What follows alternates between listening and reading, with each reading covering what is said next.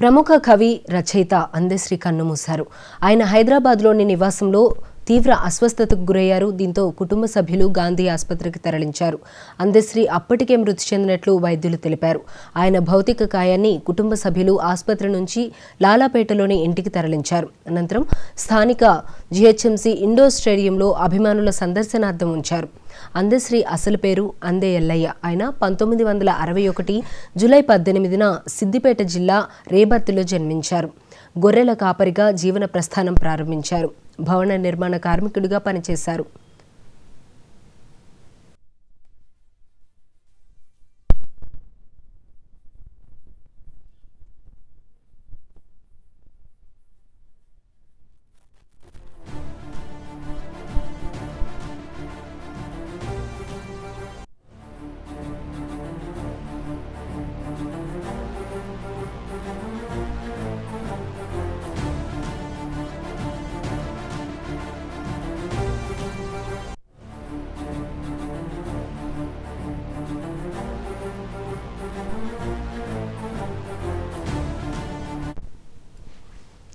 అందశ్రీ పాఠశాల చదువు లేకుండానే కవిగా రాణించారు.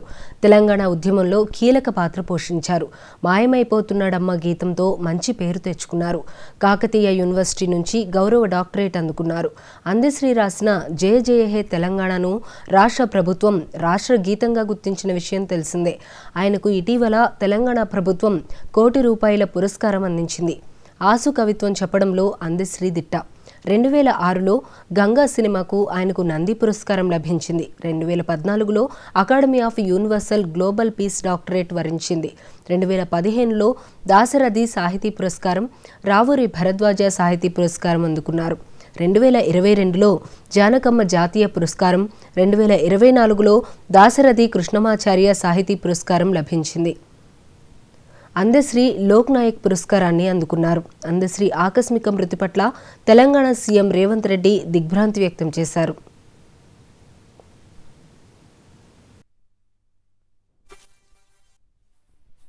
ఈరోజు మాయమైన మనిషి అందశ్రీ గారు. ఆత్మీయుడు, ధిక్కార స్వరం, ప్రశ్నకు నిజాయితీతో కూడిన ప్రజాస్వామ్య రూపం అందశ్రీ గారు. కేవలం కవిగానే కాకుండా రాజకీయ జ్ఞానిగా, సమాజహితం కోరే ఒక భావుకుడిగా, కవిత్వంలో భౌతికత్వం, రాజకీయాల్లో ఒక నిశితత్వం. ఎందుకు ఈ మాట అనాల్సి వస్తుందంటే, గత ప్రభుత్వం మారే క్రమంలో మా ముఖ్యమంత్రి రేవంత్ రెడ్డి గారితో వారు కొనసాగిన తీరు, తనకు సహకరించిన తీరు వ్యక్తిగతంగా తెలుసు. జయ జయ హే తెలంగాణ గీతాన్ని జాతికి అంకితం చేసే సమయంలో కూడా తన యొక్క వ్యక్తిగత జీవితాన్ని, మానసికంగా తన యొక్క ఆలోచనలు దగ్గరగా షేర్ చేసుకున్న వ్యక్తిగా, అలాంటి వ్యక్తి నిజంగా తెలంగాణ సమాజానికే కాదు, తెలుగు సమాజానికే కాదు, విశ్వ మానవాళికి అవసరమైన ఆలోచనలు ఉన్న వ్యక్తిగా నాకు తెలిసింది.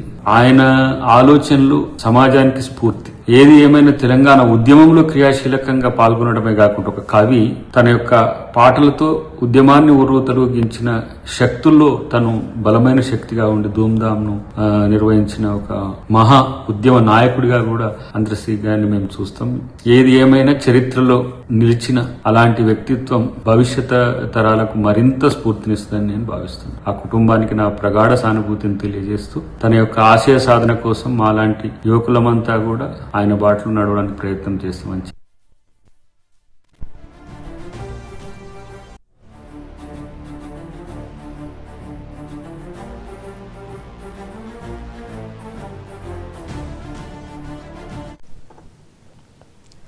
రాష్ట్ర గీతం జయ జయ హే తెలంగాణ రాసిన అందశ్రీ మరణం తెలంగాణ సాహితీ లోకానికి తీరని లోటు అని ముఖ్యమంత్రి పేర్కొన్నారు. ప్రత్యేక రాష్ట్ర ఉద్యమంలో జయ జయ హే తెలంగాణ గేయం కోట్లాది ప్రజల గొంతుకై నిలిచిందన్నారు. అందశ్రీతో తనకున్న అనుబంధాన్ని ఈ సందర్భంగా సీఎం గుర్తు చేసుకున్నారు. ప్రజాప్రభుత్వం అధికారంలోకి వచ్చిన తర్వాత రాష్ట్ర గీతం కొత్త స్వరాలతో రూపకల్పన చేసుకున్నామన్నారు. తెలంగాణ సాహితీ శిఖరం నేలకూలిందంటూ సీఎం సంతాపం వ్యక్తం చేశారు. అందశ్రీ మృతి మృతి పట్ల ఏపీ సీఎం చంద్రబాబు సంతాపం వ్యక్తం చేశారు. ఆయన మరణ వార్త దిగ్భ్రాంతిని కలిగించిందన్నారు. తెలుగు సాహితీ లోకానికి ఇది తీరని లోటు అని పేర్కొన్నారు. ఆయన ఆత్మకు శాంతి చేకూరాలని ప్రార్థిస్తున్నట్లు తెలిపారు. అందశ్రీ కుటుంబ సభ్యులకు ప్రగాఢ సానుభూతిని తెలియజేశారు. అందశ్రీ మృతి పట్ల speaker Prasad Kumar, deputy CM Bhatti Vikramarka, మంత్రులు కోమటిరెడ్డి వెంకటరెడ్డి, పొంగులేటి శ్రీనివాస్ రెడ్డి, జూపల్లి కృష్ణారావు, కొండా సురేఖ, వాకిటి శ్రీహరి, పొన్నం ప్రభాకర్, తుమ్మల నాగేశ్వరరావు, శ్రీధర్ బాబు సంతాపం వ్యక్తం చేశారు.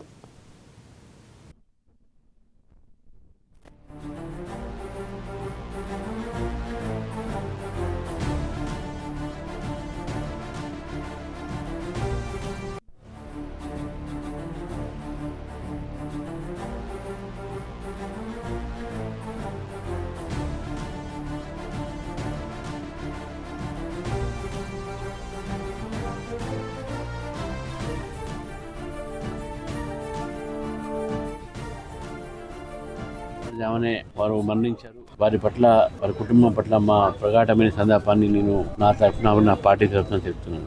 అంచెలుగా ఎదిగి ఒక ప్రజా గాయకుడిగా కాకతీయ విశ్వవిద్యాలయం నుంచి డాక్టరేట్ పొంది తెలంగాణ ఉద్యమంలో అతని గేయాలు అందరినీ ప్రోత్సహించి ప్రేరణ ఇచ్చినటువంటి ఒక గాయకుడు. జయ జయ హో తెలంగాణ అనేది ఈ రోజు కూడా ప్రజల ఒక పెదవుల్లో ఉంటుంది. అది ఈ రోజు అది మన రాష్ట్ర గానం కింద మారినటువంటి విషయాన్ని మనం గుర్తించాలి. తెలంగాణ ఒక ఉద్యమంలో వారి పాటలు అనేక రకాలుగా తెలంగాణ ఉద్యమాన్ని ప్రేరణ చేసినటువంటి విషయాన్ని అందమనగా తెలుసు. మరి అటువంటి గాయకుడు ఈ రోజు మన మధ్య లేడు అనేటువంటి నమ్మడానికి రోజు చాలా కష్టంగా ఉంది. ఎందుకంటే నాకు వ్యక్తిగతంగా మిత్రుడు. మరి వారి మరణం పట్ల మరొకసారి నా తరఫు నుంచి, నా పార్టీ భారతీయ జనతా పార్టీ తరఫు నుంచి వారికి, వారి కుటుంబానికి, వారి యొక్క కుటుంబ సభ్యులకు, వారి యొక్క అభిమానులకు, మరి వారందరికీ కూడా నేను ఈ రోజు ఈ ప్రగాఢమైన సంతాపం తెలుపుతూ, భగవంతుడు వాడి కుటుంబానికి మరణం పట్ల దిగ్భ్రాంతి చెందిందో, ఈ రాష్ట్రం అంతా కూడా దిగ్భ్రాంతిలో ఉన్నారు. భగవంతుని వారి ధైర్యం ఇవ్వాలని చెప్పేసి కూడా నేను ఆ భగవంతుని కోరుతూ ఆత్మకు శాంతి చేయాలని కోరుతాం.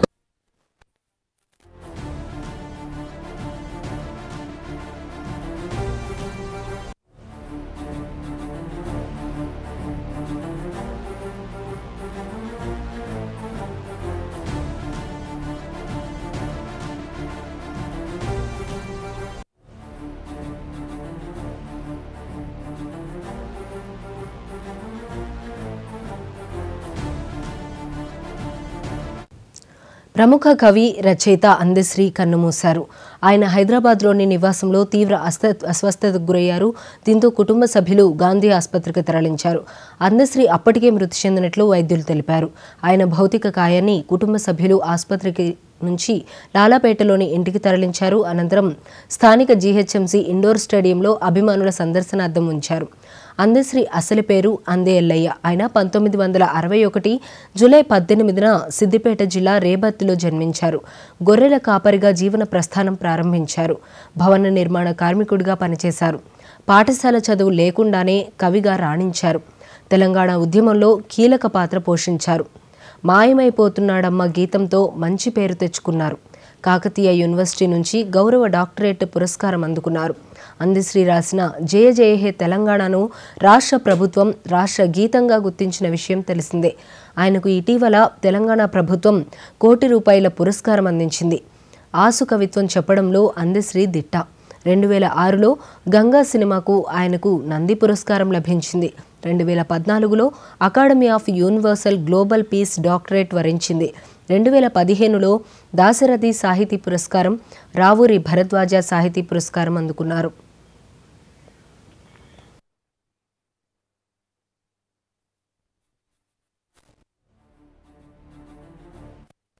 ఇక అందశ్రీ మృతికి సంబంధించి మరింత సమాచారం మా రిపోర్టర్ శ్రీనివాస్ అందిస్తారు. శ్రీనివాస్ చెప్పండి.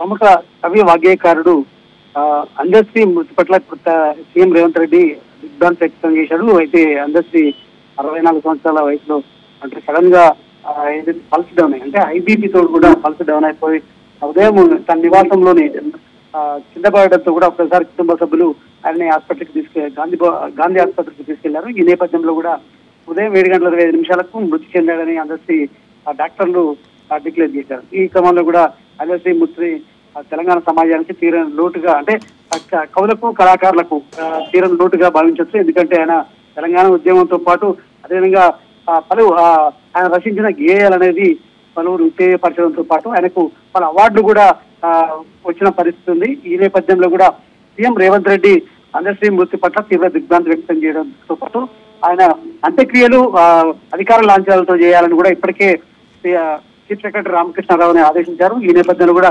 మధ్యాహ్నం ఆయన నివాసానికి కూడా సీఎం రేవంత్ రెడ్డి వెళ్లి ఆయన భౌతికాయాన్ని సందర్శించి నివాళులు కూడా అర్పిస్తారు. ఈ నేపథ్యంలో కూడా ఈ సీఎం రేవంత్ రెడ్డి అందశ్రీ నివాసానికి వెళ్తున్న నేపథ్యంలో కూడా అక్కడ పోలీసులు ఏదైతే బందోబస్తు కూడా ఏర్పాటు చేశారు. అదేవిధంగా అంటే కుటుంబ సభ్యులు ఆయన అంత్యక్రియలకు ఎక్కడ వేదిక అంటే ఎక్కడ ప్లేస్ ఎక్కడ అదేవిధంగా ఏ టైంకు చేస్తారనే సమాచారం ఇచ్చిన తర్వాత అధికార లాంఛనాలకు అధికారికంగా ఆయన అంత్యక్రియలు చేయడానికి కూడా ప్రభుత్వం ఏర్పాట్లు చేస్తుందని చెప్పొచ్చు. ఈ క్రమంలో కూడా మధ్యాహ్నం సీఎం రేవంత్ రెడ్డి ఆయన అందశ్రీ నివాసానికి వెళ్లి ఆయన భౌతికాయానికి నివాళులు అర్పిస్తారు. అదేవిధంగా ఇప్పటికే కూడా ఆయన సేవలను కొనియాడుతూ కూడా ఆయనతో ఉన్న అనుబంధాన్ని కూడా పంచుకుంటున్న పరిస్థితి. అదేవిధంగా ఆయన మృతి పట్ల ప్రగాఢ సానుభూతిని కూడా సీఎం రేవంత్ రెడ్డితో పాటు పలువురు మంత్రులు కూడా వ్యక్తం చేశారు.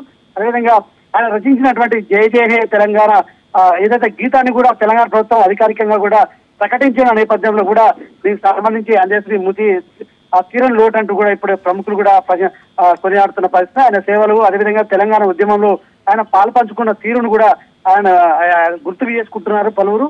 ఈ క్రమంలో కూడా ఈ రోజు సాయంత్రం ఆయన అంత్యక్రియలు అయితే జరిగే అవకాశం ఉన్న నేపథ్యంలో కూడా ప్రభుత్వం ఆయన అంత్యక్రియల్ని అధికారిక లాంఛనాలతో కూడా చేయడానికి కూడా ప్రభుత్వం ఏర్పాటు చేస్తుందని కూడా చెప్పొచ్చు. అయితే శ్రీనివాస్, ఈ రోజే ఆయనకి ఆ విధంగా ఏమైనా జరిగిందా, లేకపోతే అంతకు ముందు ఎప్పుడైనా ఇలా అస్వస్థతకు గురైన పరిణామాలు ఏమైనా ఉన్నాయా? ఆయన గత కొన్నేళ్ళు కూడా ఐబీపీతో కూడా బాధపడుతున్నట్టు డాక్టర్లు చెప్పారు. ఈ నేపథ్యంలో కూడా ఒక నెల రోజుల నుండి ఆయన ట్రీట్మెంట్ సరిగా ట్రీట్మెంట్ తీసుకోవాల్సింది కదా సరిగా తీసుకోవట్లేదు అనేది కూడా తెలుస్తుంది. ఈ క్రమంలో కూడా అకస్మాత్తుగా ఒక్కసారి ఆయన ఉదయం నివాసంలో కుప్పకూలిపోయాడని కూడా కుటుంబ సభ్యులు చెప్తున్నారు. అయితే ఆసుపత్రికి గాంధీ ఆసుపత్రికి తీసుకొచ్చే లోపే ఆయన మృతి చెందాడు అనేది డాక్టర్లు చెప్తున్న పరిస్థితి. అయితే ఎన్ని గంటలకు మృతి చెందారనేది కూడా అదే కుటుంబ సభ్యులకు తెలియని పరిస్థితి. కింద పడిపోయింది తెలవగానే ఉటాబుటినే గాంధీ ఆసుపత్రికి తీసుకొచ్చారు. అయితే ప్రధానంగా ఆయన ఐబీపీతో బాధపడుతున్నట్టు కూడా తెలుస్తుంది. సో ఇటీవల కాలంలో సరిగ్గా ట్రీట్మెంట్ తీసుకోకపోవడంతో ఆయన సడన్ గా పల్స్ డౌన్ అయ్యి కూడా ఐబీపీతో కింద పడిపోయారని కూడా డాక్టర్లు చెప్తున్న నేపథ్యంలో కూడా అకస్మాత్తుగా పల్స్ డౌన్ అవడంతో కూడా ఆయన చనిపోయారని కూడా తెలుస్తుంది. డాక్టర్లు ఈ విధంగానే కూడా నిర్ధారించారు శేషని.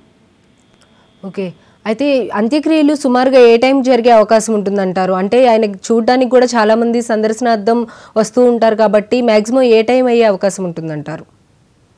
ఇప్పటికే ఆయన మృతి పట్ల సాహితీ లోకం అంటే కళాకారులు తీవ్ర దిగ్భ్రాంతి వ్యక్తం చేస్తున్నారు. అదేవిధంగా ఆయనని కడసారి చూసేందుకు కూడా పెద్ద ఎత్తున కూడా ఇటు కవులు కావచ్చు, అదేవిధంగా తెలంగాణలో ఉద్యమంలో పాలు పంచుకున్నటువంటి అందరూ మేధావులు కావచ్చు, అందరూ ఆయనని చూడడానికి ఆయన భౌతికాయాన్ని సందర్శించి నివాళులు అర్పించడానికి కూడా ఆయన నివాసానికి.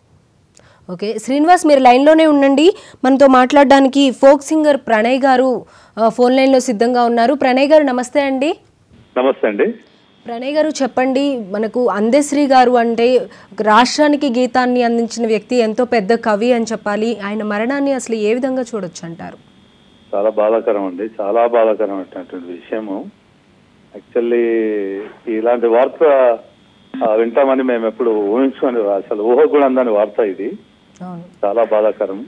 ఎందుకంటే ఒక తాపీ మేస్త్రి నుండి ఇంత గొప్ప కవిగా ఎదిగిన వాళ్ళల్లో అందశ్రీయే మొదటివాడని చెప్పుకోవడంలో ఎలాంటి సందేహం లేదు. ముఖ్యంగా ఏంటంటే ఒక తెలంగాణ పోరాటంలో ఆయన రాసిన పాటలు కావచ్చు, ధూమ్ధామ్ అనేది క్రియేట్ చేసింది ఆయన్నే. ఏదేమైనప్పటికీ మామూలుగా ఆయన రచనల్లో ఆయన పదాల అల్లిక అది చాలా కవులలో తక్కువగా కనపడుతుంది. ఇతని అల్లిక పద్ధతి అది వేరేలాగా ఉంటుంది. అది అంత మంచి పదాల అల్లిక ఈ కవిలోనే మనం చూడొచ్చు. అందశ్రీ అంటే ఒక యూనిక్ అండ్ బ్యూటీనెస్ అనేది కూడుకొని ఉంటుంది అనుకోవచ్చు అంటారు. చాలా చాలా చాలా. అయితే ప్రణయ్ గారు, ఆయన రచనల్లో మీకు బాగా నచ్చినవి ఏంటంటే ఏం చెప్తారండి? ఆయన రచనల్లో బాగా నచ్చిన పాట ఏంటంటే ఇది రసమై బాలకిషన్ ఎమ్మెల్యే, మీకు ఐడియా ఉంది కదా? ఓకే, అవును. రసమై బాలకిషన్ కు ఆడియో పాటల్లో ఇతను రాశాడు. ఓకే. అందులో ఒక పాట అంటే హైదరాబాద్ నుండి సిద్దిపేట వరకు ఓకే. వెళ్తుంటే ఎన్నెన్ని ఊర్లు వస్తుంటాయి, ఆ ఊర్ల పైన రాశాడు అతను. మంచి పాట అది. అది నేనే ఆ మ్యూజిక్ చేశాను దానికి.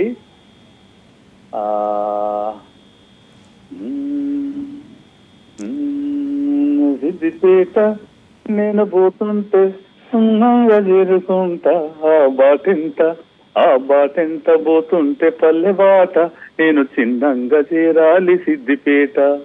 తిమ్మారెడ్డి పల్లె కాడ కళ్ళు తాగి నేను పోతుంటే పొన్నాల చేరుకుంటా, ఆ బాటెంత పాడుకుంటూ పల్లె పాట, నేను చిన్నంగా చేరాలి సిద్దిపేట. ఇలాంటి చాలా ఉన్నాయి మేడం. అయితే ప్రణయ్ గారు, మీరు అందశ్రీ గారితో మీకంటూ ఒక చక్కటి అనుబంధం ఉంది. ఆయనతో మీకున్న అనుబంధం అసలు ఏ విధంగా ఉండేది? అసలు యాక్చువల్లీ అందశ్రీ గారిని మొట్టమొదటి ఆయన పాటల పూదోట అనే పుస్తకాన్ని అచ్చు వేయించిందే నేను.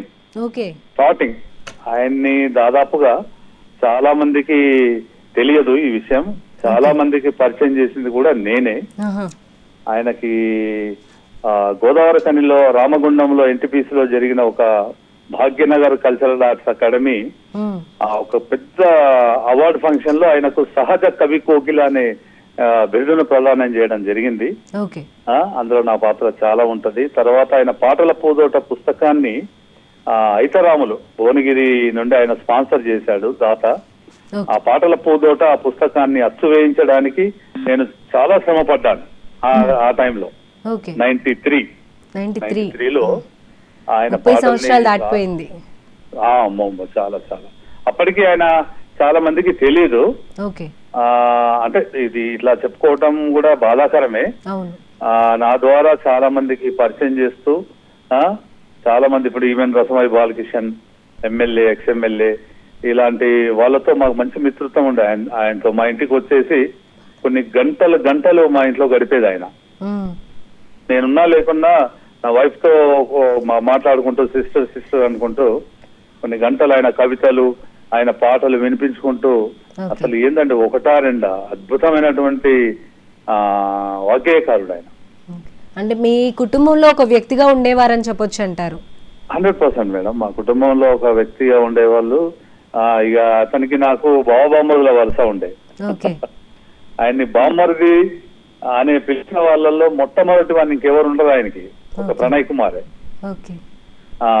వాళ్ళ వైఫ్ కూడా అన్నయ్య అని పిలిచేది, ఆయన భార్య కూడా, ఆయన పిల్లలు మామయ్య అని పిలిచేవాళ్ళు. చాలా దగ్గర అనుబంధం.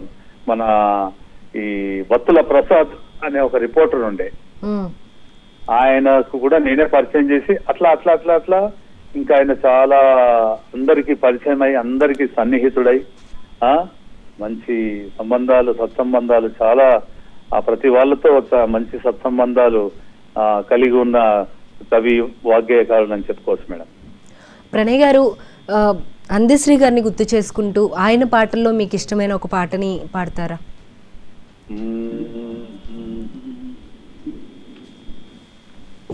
ఇష్టమైన పాటల్లో చాలా ఉన్నాయి. దాంట్లో ఒక పాట చాలా ఇష్టమైన పాట, అది ఏంటంటే నాకే రాశాడు ఆయన. చిలుకల గూడ చిన్నది అది సినిమాకొస్తావన్నది, చిలుకల గూడ చిన్నది అది సినిమాకొస్తావన్నది, నేను తీరా తయ్యారయ్యి వస్తే తిట్టి చంపుతున్నది, చిలుకల గూడ చిన్నది అది సినిమాకొస్తావన్నది, నేను తీరా తయ్యారయ్యి వస్తే తిట్టి చంపుతున్నది. ఇలాంటి పాటలు చాలా ఉన్నాయి మేడం. నిజంగా ప్రణయ్ గారు, పాటలు వింటుంటే మీరు ఇందాక పాడిన పాట కానీ ఈ పాట కానీ అంతా కూడా జోష్ వచ్చే విధంగా ఉన్నాయి. అంత పాట రాసిన వ్యక్తి, అందులోనూ మీతో ఇంత కలివిడిగా మీ కుటుంబ సభ్యుడిలాగా ఉన్న వ్యక్తి లేరు అంటే తప్పకుండా అది చాలా బాధాకరమైన విషయం. చాలా బాధేసింది. అసలు యాక్చువల్లీ అసలు ఊహించని, అసలు ఎవరము ఊహించలే. అసలు అంచెలంచెలుగా చాలా కష్టపడి నడుచుకుంటూనే దారిలో ఒక చిన్న కాగితం ఏదైనా దొరికితే అది తీసుకొని దానిపైన పల్లవులు అలా రాసుకుంటూ తిరిగేవాడు మేడం. ఆయన జీవితం అంతా అలా వచ్చినవాడు, చాలా కష్టపడి పైకి వచ్చినవాడు. నేను ఉద్యమం గురించి తక్కువ మాట్లాడతాను, అది ఇంపార్టెంట్ కాదు. కాకపోతే ఆయన మామూలు రచనలు చాలా గొప్పగా ఉంటాయి మేడం. ఆ పదాల అల్లిక, అవును, అది అసలు ఎంత చక్కగా ఉంటుందంటే ఆ పదాల అల్లిక చాలా మంది తను చూసి నేర్చుకున్న వాళ్ళు ఉన్నారు. అవును అవును. మిట్టపల్లి సురేందర్ అనే ఒక రైటర్ నిజంగా అతను నాతో అనేవాడు, తమ్ముడు మిట్టపల్లి సురేందర్ కూడా, అన్నా నేను అందశ్రీ గారిని చూసి ఆ పదాల అల్లిక అలా నేను నేర్చుకున్నానన్నా అని కూడా మిట్టపల్లి సురేందర్ కూడా నాతో చెప్పిన సందర్భాలు ఉన్నాయి మేడం. నిజంగానే అసలు అంటే స్కూల్ కూడా వెళ్లకుండా పాఠశాల చదువు అనేది కూడా లేకుండా ఇంత కవిత్వం ఆయన అల్లగలుగుతున్నారు అంటే అది మట్టిలో మాణిక్యం అని చెప్పుకోవచ్చు ఆయన్ని. ముఖ్యంగా ఈ ఎర్ర సముద్రం అనే సినిమాలో మాయమైపోతున్నాడమ్మా మనిషి అయిన వాడు అనేది ఆ పాట ఎంత అద్భుతంగా ఉంటుంది అంటే ఎంతో ఎక్స్పీరియన్స్ ఉంటే తప్ప అటువంటివి రాయలేరు అన్నట్లుగా ఉంటాయి. నూటికో కోటికో ఒక్కడే ఒక్కడు యాడ చూసిన గాని ఏటికి కనరాడు మాయమైపోతున్నడమ్మా మనిషి అన్నవాడు. అద్భుతమైన పాట అండి, దాంట్లో ఎంత వాస్తవం ఉంది. ప్రణయ్ గారు, ఈ పాటలు వింటూ ఉంటే అరే అది రాసిన వ్యక్తి లేరే అనే బాధ అనేది ఇంకా పెరుగుతూ ఉందండి. అసలు మీకంటూ ఇంకా ఎక్కువ అనుభూతులు, చాలా అనుభవాలు ఆయనతో పాటు ఉండుంటాయి. అసలు మీ పరిచయం ఎప్పుడు ఏర్పడిందండి? నా పరిచయము 93లో మేడం. ఓకే. 93లో రసమయి బాలకిషన్, అతను కూడా గాయకుడు, వాగ్గేయకారుడు, ఎక్స్-ఎమ్మెల్యే, అతని ద్వారా ఒకసారి నాకు పరిచయం అయ్యి, అన్న ఇతను బాగా రాస్తున్నాడు ఒకసారి అని నాకు పరిచయం చేశాడు. పరిచయం చేస్తే ఆయన పదాల అల్లిక అసలు ఎంత అద్భుతం అని చెప్పేసి నేను ఆయనతో చాలా ప్రయాణం చేశాను. నేను అసలు ఒక్కొక్క పాట అసలు ఎంత అద్భుతం అండి. అసలు ఇతను ఒక తాపి మేస్త్రి. ఆయన ఇంటికి వెళ్ళాము ఒకసారి. వెళ్తే చాలా నిరుపేద కుటుంబంలో నుంచి ఒక తాపి మేస్త్రి, ఇంత ఇదేంటి సాహిత్యం, ఇదేంటి పాండిత్యం అనేది నేను అబ్బురపడి ఆయన్ని చాలా వరకు చాలా మందికి నేను పరిచయం చేశాను మేడం. నన్ను బావా అని పిలిచేది, నాకంటే పెద్దవాడు, వయసులో నాకంటే పెద్దవాడు, నన్ను బావా అని పిలిచేది. నేను అప్పుడప్పుడు సరదాగా ఏం బొమ్మరిది అని కూడా ఇట్లా ఇంత సంబోధించే వ్యక్తుల్లో ఒక ప్రణయ్ కుమార్ తప్ప మీకు ఎవరు కనపడరు. అయితే ప్రణయ్ గారు, అందశ్రీ గారు చూడ్డానికి ఆయన చాలా గంభీరంగా ఉంటూ ఉంటారు, కానీ దగ్గర వాళ్ళతో ఆయన ఉన్నప్పుడు మాత్రం చాలా చిన్న పిల్లోడి మనస్తత్వంతోనే ఆయన మనస్తత్వం ఉంటుంది అని చెప్పి దగ్గరగా ఉండే వాళ్ళు చెప్తూ ఉంటారు. మీరేమంటారు? 100% అది చాలా చిన్న పిల్లవాడి మనస్తత్వం. అసలు ఎవరితో అయినా కూడా చాలా చిన్నపిల్లవాడే అని అనొచ్చు మనం, అంత ఆ పద్ధతి. కానీ ఆ మాట తీరు, ఆ హావభావాలన్నీ చాలా గంభీరంగా ఉంటాయి. మీరు అన్నట్టుగా దగ్గరగా చూస్తే మట్టుకు చిన్న పిల్లవాడి మనస్తత్వమే. అయితే మీరు చెప్పారు వాళ్ళ ఇంటికి వెళ్ళినప్పుడు పరిస్థితి ఏ విధంగా ఉండింది, ఎటువంటి ఫ్యామిలీ నుంచి ఆయన వచ్చారు అని చెప్పి. అసలు స్కూల్కి వెళ్ళలేదు, చిన్నప్పటి నుండి మొదటగా గొర్రెల కాపరిగా ఉండి ఆ తర్వాత తాపీ మేస్త్రిగా ఉండి అటువంటి వ్యక్తి, ఎటువంటి బ్యాక్గ్రౌండ్ కూడా లేకుండా ఇంత సాహిత్యం అసలు ఏ విధంగా వచ్చింది ఆయనకి? అసలు ఎంత అద్భుతం ఉంటాయి మేడం, గాడ్స్ గిఫ్ట్ అనుకోవచ్చు. నిజంగా ఆ పిల్లవాడు బాగలేకుండే, ఏదో చిన్న జబ్బు వచ్చి ఎంత కష్టాలు పడ్డాడు అంటే, నేను ఒక ఇలా చెప్పడం కరెక్ట్ కాదేమో, బట్ అది నా ప్రేమగా చెప్తున్నాను. మేము చాలా హెల్ప్ చేశాం ఆయనకి. నాతో పాటు నా మిత్రులందరికీ కూడా పరిచయం చేసి ఎన్నో రకాలుగా ఆయనకు ప్రతి వాళ్ళు సహాయం చేశారు. కానీ ఆయన ఎవరి సహాయాన్ని కూడా మర్చిపోలేదు ఎప్పుడు. ఎంత ఎదిగినా ఇంత ఒదిగుండే మనస్తత్వం ఆయనది. అలా అందరితో చాలా సత్సంబంధాలు. ఎక్కడ ఇప్పుడు మీరు కలిశారనుకోండి ఎక్కడైనా, అక్కడ కూర్చొని ఏదో పాటలు పాడడమే, ఏదో రచనలు వినిపిస్తూనే గంటలు అసలు టైం అనేది తెలియకుండా గడిచిపోయేది మేడం. అలా ఉండేవాడు అందరు. అయితే ప్రణయ్ గారు మీరు చెప్పండి, ఆయన రాసిన జై జై హే తెలంగాణ పాటకు రేవంత్ రెడ్డి రాష్ట్ర గీతంగా అయితే ఇవ్వడం జరిగింది. కేసీఆర్ ఇది ఎందుకు ఇవ్వలేదంటారు? కేసీఆర్ ఇవ్వలేదు అనే మాట నేను అనను. కేసీఆర్ గారు కూడా చాలా ఆయన రచనని ప్రేమించాడు, ఆయన్ని ప్రేమించాడు. కాకపోతే చిన్న చిన్న ఏదో మనస్పర్ధలేమో మనకు తెలియదు, కానీ ఎప్పుడు కూడా కేసీఆర్ ఆయన్ని ఎప్పుడు పక్కన పెట్టలేదు. బట్ ఈయన కొద్దిగా మీరు ఇందాక అన్నట్టుగా చిన్నపిల్లవాని మనస్తత్వం అంటారు కదా. Hello madam. ప్రణయ్ గారు, వదన కవిత్వంలో మీకు ఇష్టమైన కవిత్వం ఏంటది అందశ్రీ గారిది? కేసీఆర్ పక్కన పెట్టింది ఏమీ లేదు. బట్ ఇతర కారణాల వల్ల ఏదో చిన్న ఒక డిస్టెన్స్ ఏర్పడి ఉంటుంది. దాన్ని రేవంత్ రెడ్డి గారు మళ్ళీ దాన్ని పునర్నిర్మాణం చేసి ఆ పాట రాష్ట్ర గీతంగా పెట్టడం కూడా అది హర్షదాయకమే. ఇంకా ఆయనతో ఏమన్నారు మేడం ఇందాక? ఆయన కవిత్వంలో వదన కవిత్వం అనేది వచన కవిత్వము భలే ఉంటుంది మేడం. ఒక చిన్న వచన కవిత్వం నాకు గుర్తుంది. అది ఏంటంటే అదొకటి మంచి అద్భుతమైన ఒక వచన కవిత్వం ఉండే. అరాచకపు వాస్తవాలను కన్నులతో చూసిన, పెన్నులతో రాసిన, టన్నులతో సన్మానము తప్పితే గన్నులతో. ఒక రిపోర్టర్ గురించి రాశాడు ఆయన, అద్భుతంగా రాశాడు. అంటే నిజాన్ని నిర్భయంగా చెప్పే అవకాశం లేకుండా ఒక విలేకరులని ఏ విధంగా ఇది చేస్తున్నారనే దానిపైన రాశాడు. అరాచకపు వాస్తవాలను కన్నులతో చూసిన, పెన్నులతో రాసిన, కన్నులతో సన్మానము తప్పితే గన్నులతో. ఎంత అద్భుతమైన వచన కవిత్వం అండి. అంటే ఎంత లోతుగా పదాలు అనేవి వచ్చాయనేది ఇవి వింటుంటే అర్థమవుతుంది. ఇప్పుడు ఈ పదం మీకు అర్థమైందా మేడం? అవును. అరాచకపు వాస్తవాలను కన్నులతో చూసిన, పెన్నులతో రాసిన, కన్నులతో సన్మానము తప్పితే గన్నులతో. అంటే పోలీస్ డిపార్ట్మెంట్ వాళ్ళు రిపోర్టర్స్ మీద అలాంటి దౌర్జన్యం దాన్ని ఆయన భరించలేక ఈ వచన కవిత్వం రాశాడు ఆయన. ఒక రకంగా తెలంగాణ ఉద్యమానికి సంబంధించి కూడా ఆయన చాలా సపోర్టివ్గా అయితే ఉన్నారు. ఉద్యమంలో చాలా కీలక పాత్ర పోషించారనే చెప్పొచ్చు ఈ కవిత్వం రిలేటెడ్గా. కానీ ఎలాగైనా సరే ఆ టైంలో అసలు ఏ విధంగా ఉండేవాళ్ళు? అప్పుడు ఆ టైంలో తెలంగాణ ఉద్యమంలో ఆయన పాత్ర చాలా ఉంది. ఈ ధూమ్ధామ్ అనే పదం మీరు విన్నారు కదా? అవును, నేను అడుగుదాం అనుకున్నాను ఈ క్వశ్చన్ కూడా. ధూమ్ధామ్ కార్యక్రమానికి ఆయనే ఒక కీలక పాత్రధారి అని చెప్పి కూడా విన్నాను. నాట్ ఓన్లీ కార్యక్రమం, ఆ పదాన్ని సృష్టించింది ఈయన్నే. ధూమ్ధామ్ అనే పేరు పెట్టింది ఈయననే. దీన్ని రసమయ బాలకిషన్, తర్వాత అంతడుపుల నాగరాజు అని ఉండే అతను కూడా, వీళ్ళందరూ చాలా దాన్ని ఉధృతంగా అది ఉద్యమంలోకి తీసుకెళ్లారు. ధూమ్ధామ్ అనే పదాన్ని క్రియేట్ చేసింది అందశ్రీ గారే. ఓకే.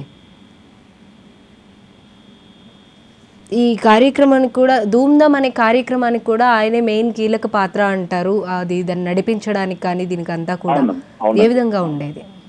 అదే ఇప్పుడు ధూమ్ధామ్ అనే కార్యక్రమాన్ని, ఆ పదాన్ని ఫస్ట్ ఆయన్నే సృష్టించి ఆ పదాన్ని ధూమ్ధామ్ అనే పేరుతో ఒక కార్యక్రమంలో ఇతను పాల్గొన్నప్పుడు దాంట్లో రసమయ బాలకిషన్, అంతడుపుల నాగరాజు వీళ్ళందరూ చాలా కీలకమైన పాత్ర ఉండే.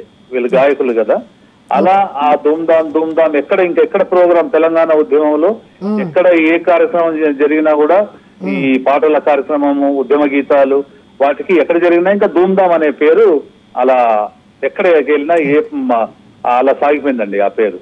Okay okay, thank you so much Pranay గారు. ఎన్నో విషయాలని, ఎన్నో సందర్భాలని, ఎన్నో గుర్తులని మీ ద్వారా మేము తెలుసుకోగలిగాము, మేము గుర్తు చేసుకున్నాము. ఏదో నాకు గుర్తుకొచ్చిన చెప్పాను కానీ అదొక మహా గ్రంథం ఆయన గురించి చెప్పుకుంటూ. అవును అవును, thank you so much Pranay గారు.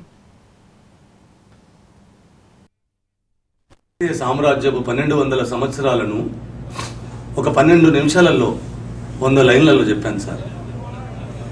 గలగల గలగల గజ్జల బండి గల్లు చూడు, ఓరు గల్లు చూడు, నాటి కాకతీయులేలి నట్టి కిల్ల చూడు, నా జిల్ల చూడు, 60 ఏళ్ళు చక్రవర్తిగా లజిగో అజరామర కీర్తి పల్లవించనిట శిల్ప సంపదగా ప్రజల గుండెలో గణపతి దేవుడు గూఢచారులకు అందని గుట్టుగా రుద్రమామను రుద్రదేవుడిగా పెంచి విద్యలను నేర్పిన పెద్ద చిరస్మరణీయుడు శివదేవయ్య నృత్య రీతులకు నూతనత్వపు నడకలు నేర్పిన నాట్యాచార్యుడు పేరిని శివ తాండవ సృష్టికర్త పేరు జాయప్ప సేనా గలగల గలగల గజ్జల బండి గల్లు జూడు ఓరు గల్లు జూడు నాటి కాకాతీయులేలినట్టి కిల్ల జూడు నా జిల్ల జూడు కాకాతీయులు ఉన్న బిడ్డ రుద్రమదేవి పుట్టిన గడ్డ మట్టి కోట మొదల.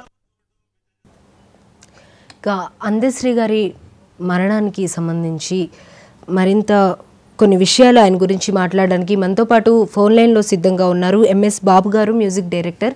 బాబు గారు నమస్కారం అండి. అవునండి. హలో బాబు గారు నమస్తే అండి. నమస్తే అండి, చెప్పండి.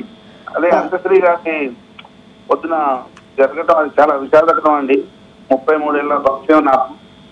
ఓకే.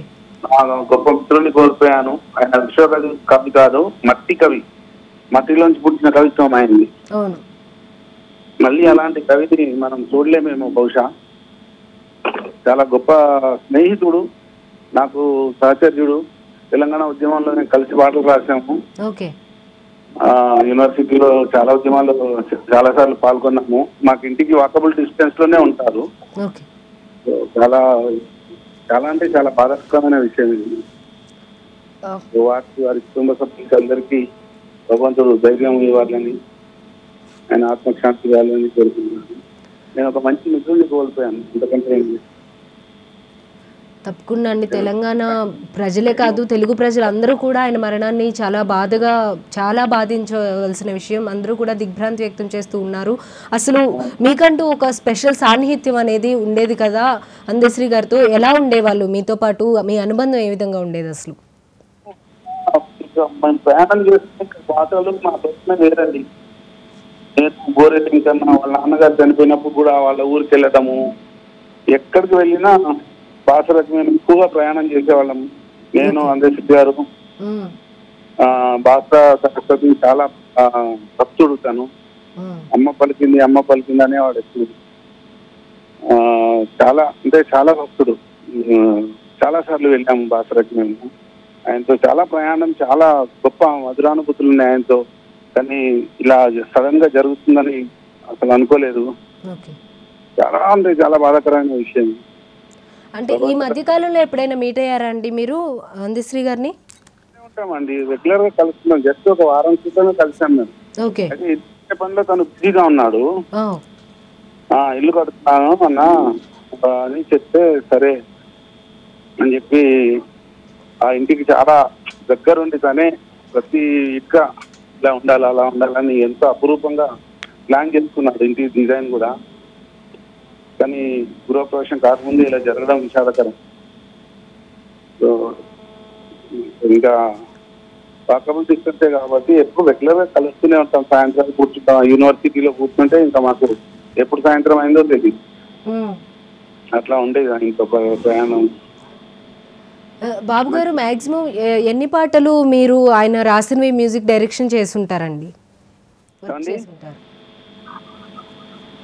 హలో బాబు గారు, అందశ్రీ గారి రాసిన పాటల్ని మీరు ఎన్ని మ్యూజిక్ డైరెక్షన్ చేసుంటారంటారు? మీరిద్దరు కలిసి ఎన్ని పాటలకు వర్క్ చేశారు? నేను చేసిన అప్పుడులో నేను చేసిన సినిమాలు ఈ కమర్షియల్ సినిమాలు. ఆయన ఏంటంటే ఉద్యమాలకు సంబంధించినవి, సంబంధించినవి, అలాంటి పాటలు ఎక్కువ రాస్తారు ఆయన. ఇలాంటి సినిమాలకి నేను రాయను అనేవాడిని. ఈ ఉద్యమం సమయంలో ఇదంతా కూడా వర్క్ జరుగుతూ ఉన్నప్పుడు ఏ విధంగా ఉండేది? ఆ పాటలు రాసేటప్పుడు కానీ, అవి పాడుతూ ఉన్నప్పుడు కానీ ఎలా ఉండేది అక్కడ వైబ్ అనేది? అంటే ఒక వైబ్రేషన్ ఉండేదండి ఆయన గీతులో కూడా. ఆయన పాటలో ఆ పదాలు చాలా బరువైన పదాలు ఎలా అలోకంగా పలికేవాడు. బాసర సరస్వతి దేవి పలికిస్తుంది నాతో అనేవాడు. అది వాస్తవం కూడా. అయితే బాబు గారు, అందశ్రీ గారు చాలా పాటలు రాశారు, ఉద్యమంలో ఒక రకంగా చాలా కీలక పాత్ర పోషించారని చెప్పాలి. ఆయన రాసిన పాటలు అనేవి ఈ ఉద్యమంలో ఎంతవరకు పాత్ర పోషించాయనుకోవచ్చు అంటారు?